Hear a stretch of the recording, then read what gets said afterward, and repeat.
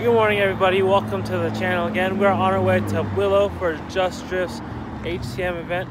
We got Brandon driving in the JZX, and that's about it. The rest of us are just coming along to watch and support and probably get some ride-alongs. So we're in the car with Jordan. Where's he at? Oh, that's funny. Brandon's driving, like I said, with towing with this Ford. So I guess we'll just see you guys there. Really, just to like.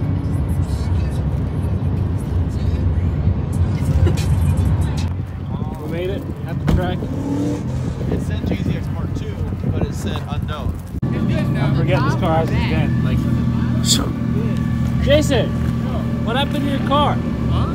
What happened? Well, somebody hit me, or actually I parked it and somebody hit me. Was this hat on? Brandon forgot to turn on his fans. Alright, so we got the coolant line all fixed up. Now we're just trying to reconnect the downpipe onto the turbo, so we're undoing the rod. Or Brandon's undoing that. That way we can pull the downpipe closer to the van and get it all sealed up.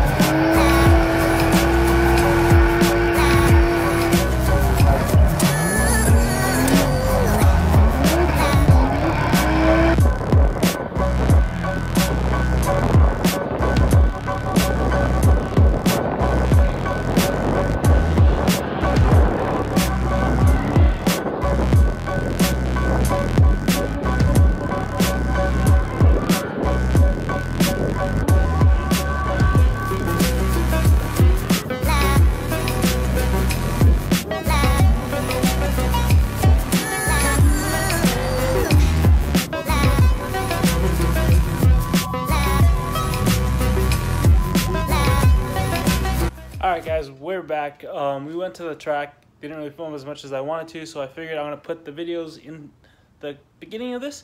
So now we're going ahead into the topic of the video, and that's going to be installing the interior of the S13 and getting it pretty much done-ish. We'll see. A big reason why we didn't do the interior as soon as we did was because of the cage. Obviously we were painting everything and I wanted it all to be nice. As you can see, we have new carpet here. It's black, and yes, this is brand new carpet from Rock Auto. Fits pretty decently well.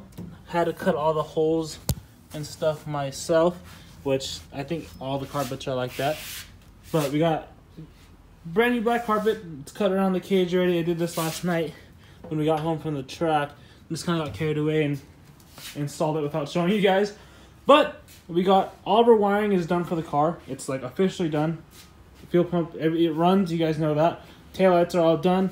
We have a wire to the front there for the headlights. You can't really see it. And we have a wire that's going to go through the dash here. It's a little long, but that's going to give our cluster, our dash lights, power so it can light up and stuff. So, everything that's under the dash is pretty much complete. So we're just going to go ahead and throw it on, throw the center console on, and even throw on the doors and get the whole, pretty much inside of the car done for the most part. So it's pretty self-explanatory. Just take off the steering wheel, throw the dash back on. We've got to take all the stuff off the dash first. But yeah, we're just going to go ahead and time-lapse it going in.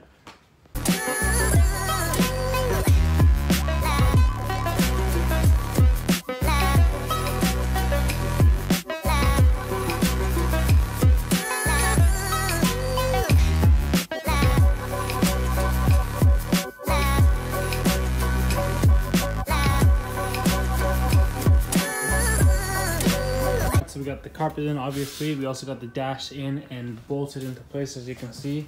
We don't have the vents yet, but we're gonna come across some of those. We got the gauges where they're supposed to be, and we're running this stuff, all my switches and stuff. But let's go ahead and get the center console in and get like a look of the interior completed, besides obviously seats. Missing someone with all your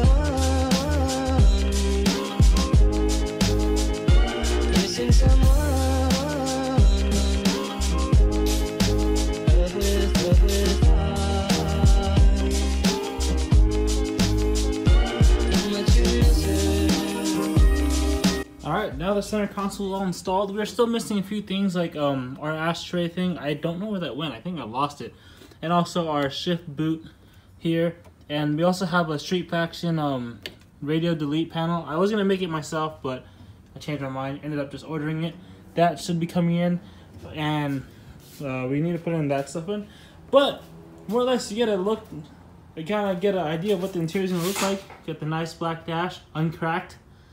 And our center console, everything looks super fresh because if you remember actually a few videos ago, we redid all this stuff. We painted this with some SEM interior paint and this with some trim paint, so this looks all brand new and our dash is nice and clean. Yes, it is an uncracked dash, and yes, I cut it up to fit it on the cage, but I cut it up as minimal as possible. As you can see here, it's right where the cage is so it won't rub.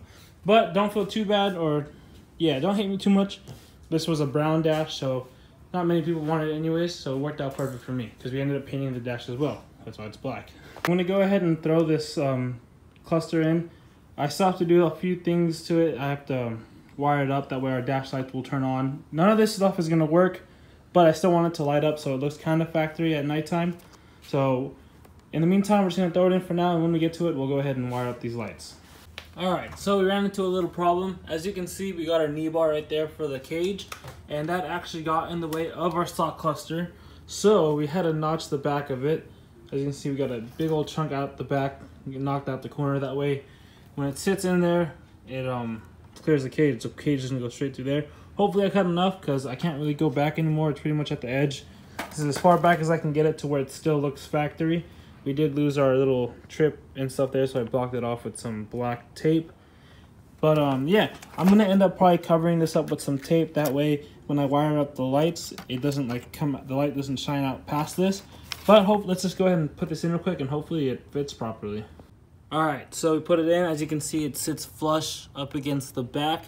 I'm not gonna wire this tonight. I'm probably gonna do it another day. But in the meantime, I'm gonna go ahead and throw the bolts in there. Just bolt it up, that way I won't lose these.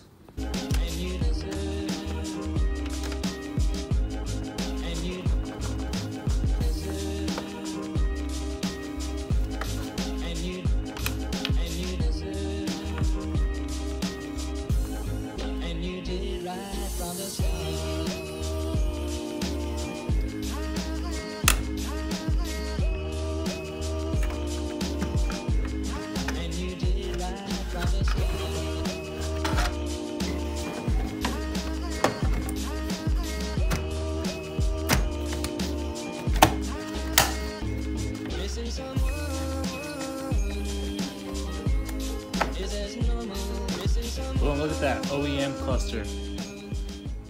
So we don't really have the hardware for the door jamb plastic thing, so we're gonna go ahead and get some plastic pieces for that later. But we just went ahead and set it down there, that way we can get a better idea of what's gonna happen in here.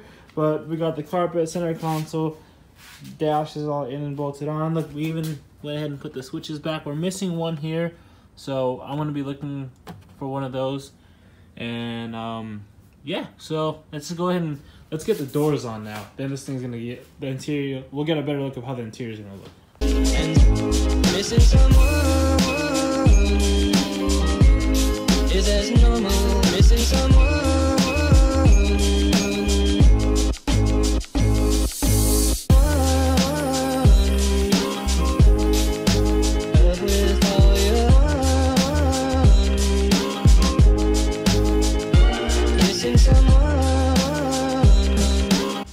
So we got the doors in, the dash and everything's in.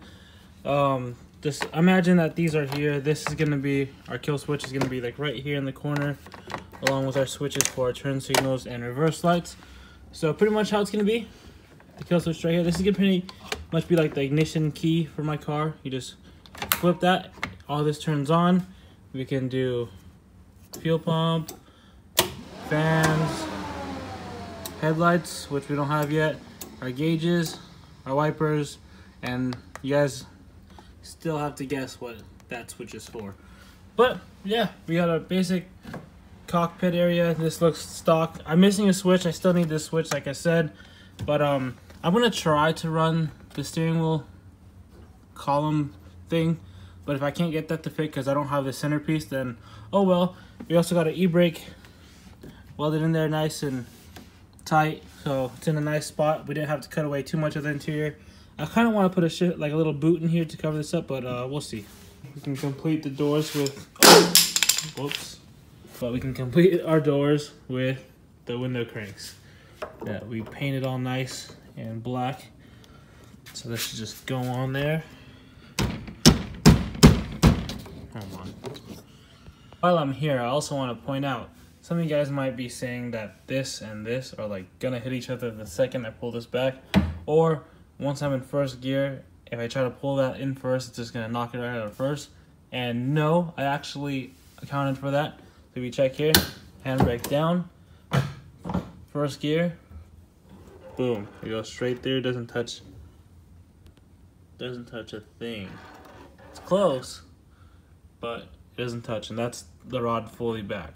I don't remember where we left off, but what I'm gonna come with today is we got all this extra wire from the ARC panel when we bought it a long time ago. I wasn't gonna use it, but I figured might as well use this wire instead of trying to buy more for the wiring to get our gauge cluster to turn on and light up. So let's go ahead and pull that back out, wire it up, and see if it turns on. Pretty much these 3 bulbs are the main bulbs that light up the whole instrument cluster here. So I'm sure there's absolutely a more professional way to do this, but I'm too lazy. So what I'm going to do is, this is a wedge style bulb. So if you look here, there's 2 prongs, one on this side, one on this side. Pretty much, if you know anything about electrical, one's going to be a positive, one's going to be a negative. So this side negative, this side positive, or vice versa. Same concept. What I'm going to do is solder one of the wires to this side for positive, solder another one on this side for negative, give it power, then it should light up, and just connect all 3. That way we have lights to our instrument cluster. Missing someone.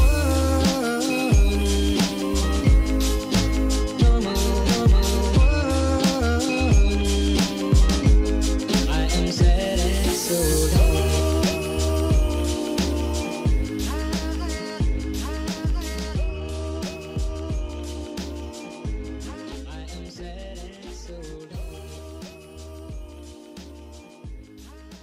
I went a little extra, ended up making a whole harness out of it, like a sub harness.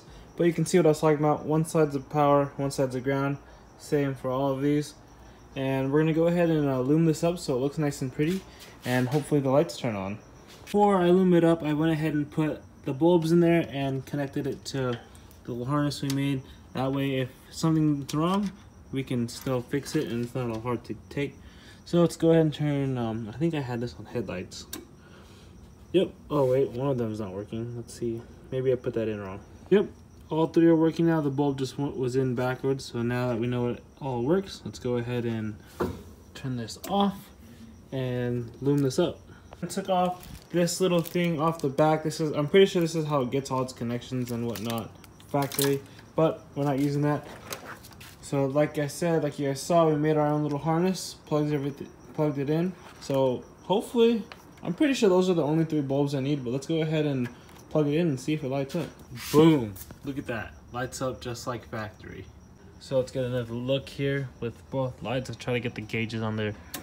Boom! Look at that. It all matches nice and blue. We're also going to do some feet light later on, but that will be for another time.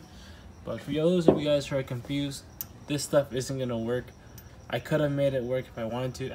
Actually, no, I don't think I could have, because I had to cut the bottom to fit around the knee bar of the cage. So I just wanted this thing to look as OEM as possible. This won't work, speedo won't work, tack won't work, coolant gauge is not going to work. That's why we have this gauge. Fuel gauge is not going to work. None of it's going to work. It's just purely for looks. I wanted it to look as OEM as possible, and now it kind of does. Alright guys, I think I'm going to end it today with this video. We got pretty much all the interior in the car. That's all that's going to be in there besides seats. So we'll do that another day, because that's not going to happen anytime soon. But, well, soon, but you know what I'm trying to say. But I want to say about 90% of the interior is in, and now we can start working on suspension and stuff. So this is part 3, I think, or part 4. I don't know, but that's it for this part. Keep an eye out for the next part when we go into other things. So like I said, or like always, I'm tired. Peace out. See you guys later.